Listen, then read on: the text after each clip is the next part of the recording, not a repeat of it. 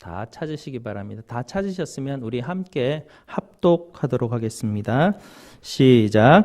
범사에 감사하라. 이것이 그리스도 예수 안에서 너희를 향하신 하나님의 뜻이니라. 아멘. 하나님의 뜻이랍니다. 여러분, 범사에 감사하기가 이렇게 한번 말씀드리고 싶습니다. 언제 여러분 감사하게 되죠? 좋은 일이 있을 때? 좋은 일이란 내가 뭔가 하지 않았는데 갑자기 뭔가 선물이 주어지거나 굉장히 내가 상상하지 않았던, 생각지도 않고 기대되지 않았던 일들이 나에게 발생할 때, 그때 우리의 마음 가운데 좋다, 감사하다, 행복하다 이런 느낌이 들게 돼요. 그런데 오늘 말씀은요, 이 범사라는 단어가 좀 중요한데 모든 일 가운데서라는 말이에요. 모든 일 가운데서. 내가 그냥 좋을 때가 아니고, 내가 행복하고 내가 어떤 갑작스러운 좋은 일이 생겨서 감사할 때가 아니라 모든 때에 어떤 상황에서든지 감사하라. 이것이 예수 그리스도 안에서 너희에게 주어진 하나님의 뜻이다라는 굉장히 중요한 말씀이 우리에게 주어져 있습니다. 어떻게 하면 그러면 우리가 범사의 모든 일 가운데, 모든 환경 가운데 하나님 앞에 감사할 수 있을까요? 정말 그렇다면 우리 인생이 정말 행복하지 않을까요? 상황과 상관없이 내 마음 가운데 항상 감사한 마음이 일어날 수 있다면 얼마나 좋을까? 그곳이 바로 천국이 아닐까? 천국의 모습이 그런 모습이 아닐까? 그래서 하나님께서 우리에게 이런 좋은 것을 주시기 위한 하나님의 뜻을 가르쳐 주시지 않을까? 그런데 그 비결이 뭘까요? 하나님을 만난 사람들은 정말 이 범사에 감사라는 것을 실천하게 되고 경험하며 삶을 살았던 모습들을 우리가 증언 그리고 간증하는 모습들을 통해서 많이들 듣게 됩니다. 여러분 2차 세계대전을 기억하실 것입니다. 그때 나치들이 만들었던 수용소가 얼마나 끔찍했었는지 다들 기억하실 텐데요. 그들 중에서 여성들만 주로 모아서 굉장히 끔찍하고 잔인했던 수용소로 알려진 라벤스부르크라는 수용소 안에서 일어났던 일을 소개하고 싶습니다. 코리텐붐이라는 여사가 정말 주의 은혜인 것 같은데요. 그들의 실수로 인해서 풀려나게 되고요. 풀려난 이후에 세계를 다니면서 하나님께서 나치 수용소의 그 끔찍한 상황 가운데 어떻게 자기를 함께 하셨고 자기의 은혜를 부어주셨나 간증하고 전도하고 다니셨던 굉장히 유명하신 코리텐붐이라는 여사가 있습니다. 이분이 어떤 분이냐면 네덜란드 출신인데요. 이 네덜란드에도 나치가 독일군이 침략해오는 그 시기였습니다. 그때 네덜란드에도 유대인들이 굉장히 많이 살고 있었어요. 어찌 됐을까요? 게슈타포들이 막 풀려가면서 네덜란드에 숨어있던 많은 유대인들을 다 찾아내서 잡아가는 그런 시기였습니다. 그런데 이 코리텐붐의 가족은 유대인은 아니었어요. 네덜란드인이었는데 그 잡혀가는 유대인들 그 끔찍한 모습을 너무나 불쌍히 여겨서 그들을 숨겨줍니다. 벽장 안에 그 코리가 쓰고 있던 그 작은 방을 벽장으로 만들고 거기에다가 시계를 걸어놓고 그 뒤에 비밀의 방을 만들어 놓고요. 그곳에다가 유대인들을 숨겨주기 시작했습니다. 많은 유대인들이 그곳에 숨어서 탈출하는 그런 일들이 있었는데요. 정말 안타깝게도 그들을 돕고 있었던 중에 한 사람이 그 일을 발설하게 됩니다. 배신하게 됐고요. 게슈타포에게 신고하게 되고 사람들이 게슈타포가 찾아왔고 코리텐붐의 가족들은 다 잡혀갑니다. 다행히 비밀방에 갇혀 있었던 그 유대인들은 그곳에서 살아남았지만 이 코리의 가족은 다 잡혀가서 뿔뿔이 다 흩어지게 되고요. 할아버지, 아버지, 다른 가족들 다 죽게 됩니다. 결국은. 그런데 그의 언니였던 베시라는 언니와 코리가 함께 잡혀가게 되고요. 특별히 코리텐붐 여사는 어릴 때부터 이 언니인 이 베시의 신앙을 굉장히 많이 영향을 받았다고 합니다. 그 언니의 신앙을 따라서 그 신앙을 배워갔고요. 이 두 자매가 어디론가 끌려가고 있는데 사람들이 수군덕거리는 소리를 들어보니까 라벤스부르크로 가른다는 얘기입니다. 굉장히 끔찍한 곳이었다라는 악명이 자자한 그런 수용소였었는데요. 그곳을 가면서 그 안에 있었던 사람들은 다 그 기차 안에서 두렵고 떨고 정말 그 공포 가운데 사로잡혀 있었는데 이 베시 언니는 정말 그 악명 높은 그곳에 잡혀가면서도 두려워하지 않고 코리와 함께 손을 잡고 기도하게 됩니다. 하나님 감사합니다. 과연 이 기도가 정말 진심에서 나오는 기도일까? 하나님 감사합니다. 하나님 라벤스부르크에서 무엇을 준비하셨습니까? 라고 기도하는 자매였었습니다. 그곳에 도착하자 신체 검사가 있죠. 뭐 신체 검사라는 게 건강을 위해서가 아니고요. 그냥 다 옷을 벗게 하고 전부 다 검진하고 뭐 그런 상황들이었습니다. 여자들이 주로 모이는 수용소였고요.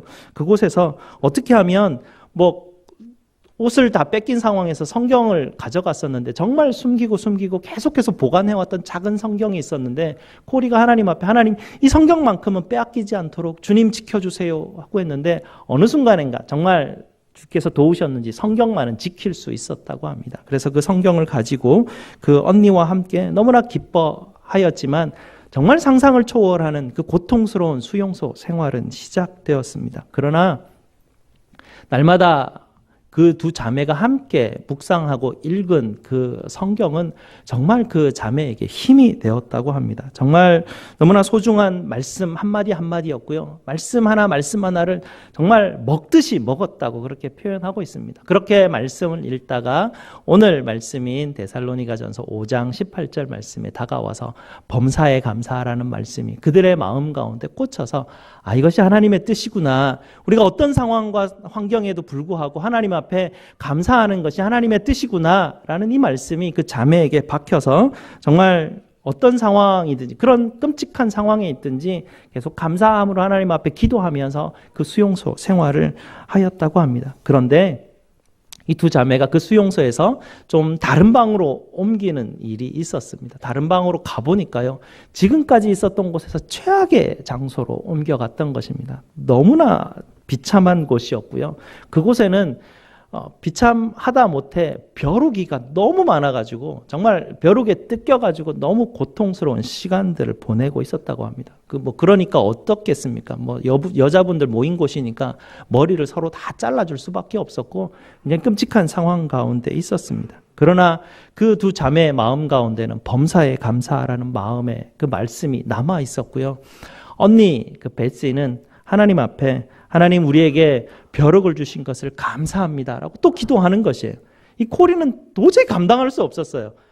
하나님 정말 이것까지는 아니에요. 정말 여기에서 어떻게 더 감사를 할 수 있어요? 했지만 언니가 그 벼룩이까지도 감사하는 모습에 어쩔 수 없이 그냥 아멘은 하고 말았습니다. 그런데 얼마 시간이 지나지 않아서 그 언니가 하나님 앞에 하나님 이 벼룩으로 인해서 감사드립니다라는 이 말뜻이 과연 무슨 뜻인지 알고 깨닫기를 시작했습니다.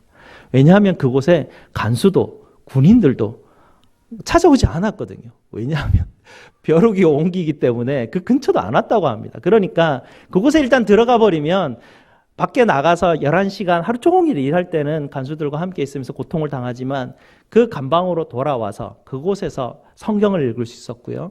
예배를 드릴 수가 있었고요.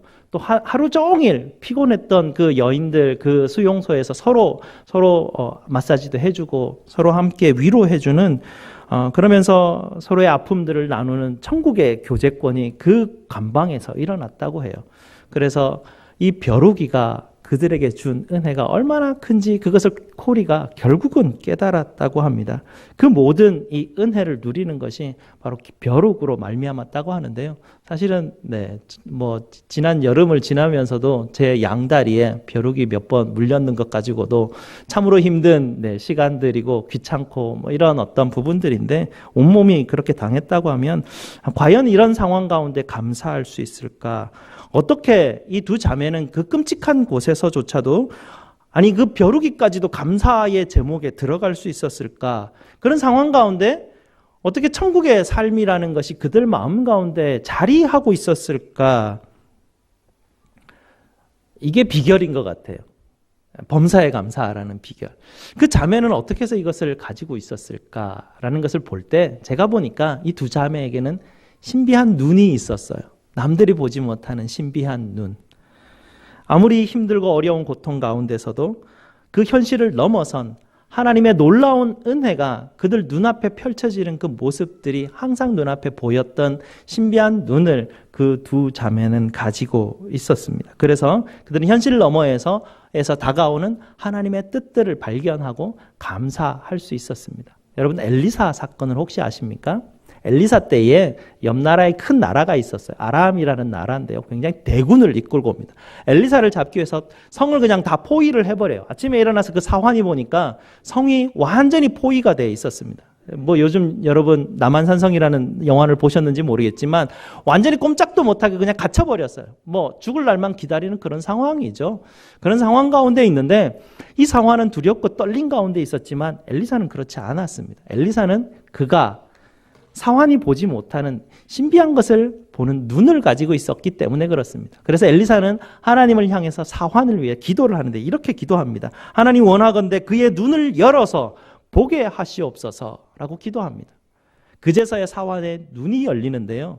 그 성을 둘러싸고 있는 아람의 대군대를 바로 위에 하나님 나라의 불말과 불병거가 둘러서서 엘리사를 지키고 있는 모습을 눈을 떠서 그제서야 보게 됩니다.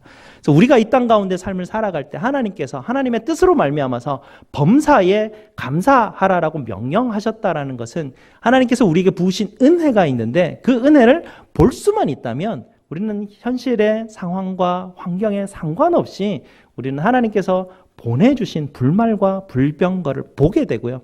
보게 되면 하나님이 나를 지키신다라는 그 확신감과 위로 때문에 다시 담대하게 저들이 아무리 뭐 나를 위협할지라도 두려워하지 않고 올려만 와봐라. 하나님이 나를 지키신다라는 그 담대함 가지고 삶을 살아갈 수도 있습니다. 삶을 살아가게 됩니다. 예수님도 마찬가지죠. 예수님에게도 신비하게 맹인들의 눈을 뜨게 하신 일이 굉장히 자주 있었어요. 태어날 때부터 맹인된 사람을 주님께서 찾아가 주셔서 그의 눈을 뜨게 하셨는데요. 참 놀라운 일은 바리새인들을 향해서 예수님께서 하시는 얘기가 야 너희는 본다고 하지만 너희가 오히려 소경이다. 너희가 왜 소경이냐면 너희가 눈을 뜨고 있지만 하나님의 뜻을 전혀 볼 수가 없는 소경이 아니냐라고 주님께서 그들을 정죄하시는 모습들을 우리가 보고 알고 있습니다. 오히려 바리새인들을 보고 맹인이라 하고 있고요. 하나님의 뜻을 보지 못했던 그들은 맹인이었습니다. 볼 수 없다라는 것을 깨달았던 사람들, 정말 맹인들은 자기가 하나님, 나는 볼 수가 없습니다. 나는 한치도 하나님의 뜻을 알 수가 없는 저무나 연약한 존재입니다. 하나님, 나는 하나님 앞에 죄를 지었고 내 죄로 인해서 정말 하나님께서 주시는 이 풍요로운 하나님의 나라 누리지 못하고 살고 있습니다. 주님, 내 눈을 뜨게 하시옵소서라고 예수님 앞에 나아가서 이 맹인이 주님 앞에 간구할 때 주님께서 그의 눈을 만지시고 은혜로 그의 눈을 띄게 하십니다. 그 눈을 열어서 하나님의 은혜의 복음을 맹인이 보게 되고 자신의 죄됨을 알고 회개함으로 주님께서 선포하신 그 복음의 하나님 나라의 복음을 듣고 믿음으로 하나님의 나라를 들어가게 되고 그 나라를 누리게 되는 그 엄청난 은혜를 누리게 되는 그 은혜를 이 맹인은 받게 됩니다. 하지만 바리새인들은 스스로 본다 하니 주님께서 내 죄가 그저 있다라고 말하시고요. 그들이 하나님의 뜻을 깨닫지 못하고 하나님의 은혜가 그저 막 놓여 있음에도 불구하고 그걸 보지 못하는 참으로 안타깝고 불쌍한 그런 상황에 주님께서 있는 것을 그들을 향해서 우리에게 그 바리새인들의 그 모습을 보여주시면서 안타깝게 보고 계십니다. 여러분 탕자의 비유도 기억하시죠? 첫째 아들과 둘째 아들이 있는데요. 첫째 아들은 굉장히 성실해요. 책임감이 있고요. 착해요. 아버지와 함께 늘 같이 머물었었습니다. 그러나 둘째 아들은 완전 고집쟁이였습니다. 여러분 고집쟁이 아들 키워보셨던 분들은 아시겠지만 그 자녀들이 막 고집 부리고요. 뭐 아버지에 대해서 막 반대하고요. 뭐 급기야 이 둘째 아들은 아버지가 죽어야만 받을 수 있는 유산을 달라 그러죠. 굉장히 뭐 너무나 엄청난 못된 아들인데요. 이 아들이 아버지의 마음을 완전히 휘어놓고 아프게 만들고 집을 떠나버립니다. 그런데 말입니다. 이 착했던 아들과 정말 이 못됐던 아들 두 아들의 인생의 반전이 일어나기 시작합니다. 어쩐 일인지 이 둘째 아들이 갑작스럽게 자기가 죄인이라는 걸 깨닫고 맙니다. 그의 눈이 열려가지고 야, 내가 정말 이 돼지보다도 못하구나. 가장 비참하고 가장 부정한 이 동물보다 나는 더 부정한 존재이구나. 아버지의 나라에서는 종들도 풍요로움을 누리면서 삶을 살아가고 있는데 나는 이것이 무엇일까라고 눈이 확 뜨여지게 되죠. 그래서 그 마음 가운데 아버지께 가야 되겠다. 내가 아들로서는 갈 수는 없지만 내가 종이라도 아버지 앞에 나아가서 아버지 나를 받아주세요. 나를 용서해 주시고 나를 긍휼히 받아주세요 하고 주님 앞에 아버지 앞에 이제 나가게 되죠. 그 마음이 이전에 고집 부렸던 마음, 아버지를 마음 아파게 하고 상처 주고 떠났던 마음이 아니라 완전히 바뀌는 마음이야. 그 마음 가운데 정말 긍휼을 구하는, 하나님 앞에 불쌍함을 구하는 마음, 온유한 마음, 겸손한 마음, 회개하는 마음으로 마음이 바뀌어서 옛 이전에 썩었던 그 죄된 그 옛사람을 벗어버리고 다시 새 사람을 입는 모습으로 아버지 앞에 나타나는 이 둘째 아들의 모습입니다. 이 둘째 아들은 눈이 열려서 아버지의 은혜가 얼마나 풍요롭고 컸었는지를 다시 기억하고 그것을 보게 됩니다. 그래서 아버지를 향해서 찾아갔고요. 아버지의 따뜻한 안아주시고 그에게 볼을 맞춰주시고 또 옷을 부어주시고 손가락에 반지도 끼워주시고 신발도 씌워주는 굉장히 엄청난 은혜를 다시 누리게 됩니다. 하지만 첫째 아들, 착했던 첫째 아들, 둘째는 도망갔지만, 둘째는 아버지를 상처를 주고 떠나갔지만 첫째는 그러지 않았어요. 아버지와 함께 있었고 늘 성실했고 책임감 있게 일을 하였는데요. 어찌된지 너무나 안타까운 일이 벌어지죠. 둘째 아들이 돌아온 때부터 너무나 끔찍한 일이 벌어집니다. 첫째 아들에게. 첫째 아들은 둘째가 돌아와서 아버지가 그를 맞아주는 모습을 견뎌할 수 없어 정말 분노하였고요. 아버지가 그렇게 하는 모습을 보면서 아버지를 불평하고 아버지에 대한 분노와 그 동생에 대한 분노가 마음에 가득한 모습들을 보게 됩니다.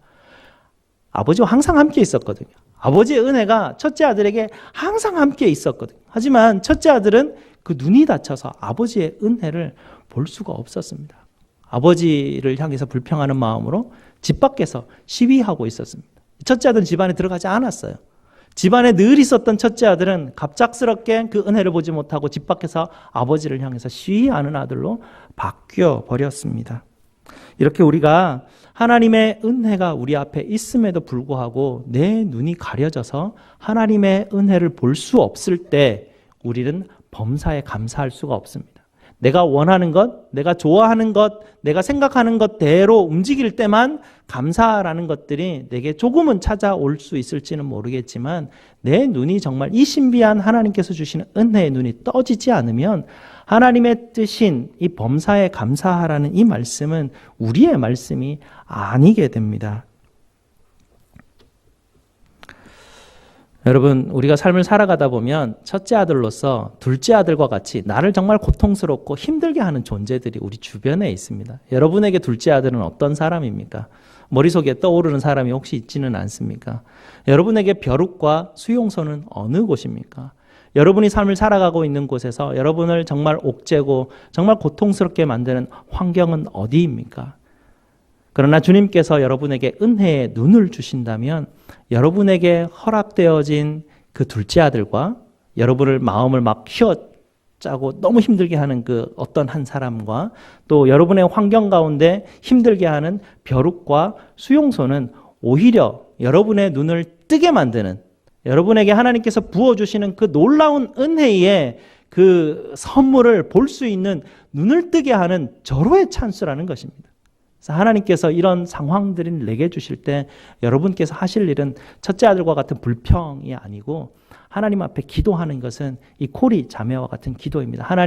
하나님께서 라벤스부르크로 보내시는 뜻이 무엇입니까? 그것에 무엇을 준비하셨습니까? 이를 통해서 하나님, 내가 지금까지 보지 못했던 하나님 나라의 놀라운 풍성한 그 은혜를 하나님 내게 어떤 모습으로 보여주시렵니까? 라고 기도하게 됩니다. 그래서 어렵고 힘든 상황 가운데 하나님 이 일을 통해서 내 눈, 아직도 천국에서 부으시는 은혜를 볼 수 없는 그 은혜를 볼 수 있는 눈을 내게 뜨게 하시옵소서라고 기도하실 때 하나님께서 여러분의 기도를 들으시고 여러분의 눈을 뜨게 하시는 놀라운 일을 경험하게 하십니다. 상황을 넘어서 버립니다. 여러분을 힘들게 하는 상황 위에서 하나님께서 불말과 불병거를 보여주시는 그 은혜를 체험하게 되죠. 그 은혜를 체험할 때 여러분은 모든 일에서 모든 환경에서 하나님 앞에 감사합니다 라고 기도할 수 있습니다. 라벤스부르크를 감사하게 되고 벼룩이를 감사할 수 있을 때까지 하나님께서는 우리의 눈을 열어서 하늘의 놀라운 보물에 참고 넉넉한 모든 일에 모든 때에 모든 것에서 넉넉하게 부으시는 하나님의 은혜가 내 것이다 라고 주님께서 주시는 말씀이 내게 들려오기 시작합니다. 여러분, 힘들고 견딜 수 없는 환경에 계십니까? 누구 때문에 힘들고 어렵고 낙심되는 환경 가운데 있습니까? 그런 말씀대로 구하십시오. 하나님, 주님, 나는 볼 수 없는 맹인입니다. 내 눈을 뜨게 하시옵소서. 주님께 기도할 때 하나님께서 여러분에게 다가오셔서 하나님의 뜻을 깨닫게 하시고 범사에 감사하게 하는 하나님의 놀라운 복된 사람으로 주님께서 만들어 주실 걸 믿습니다.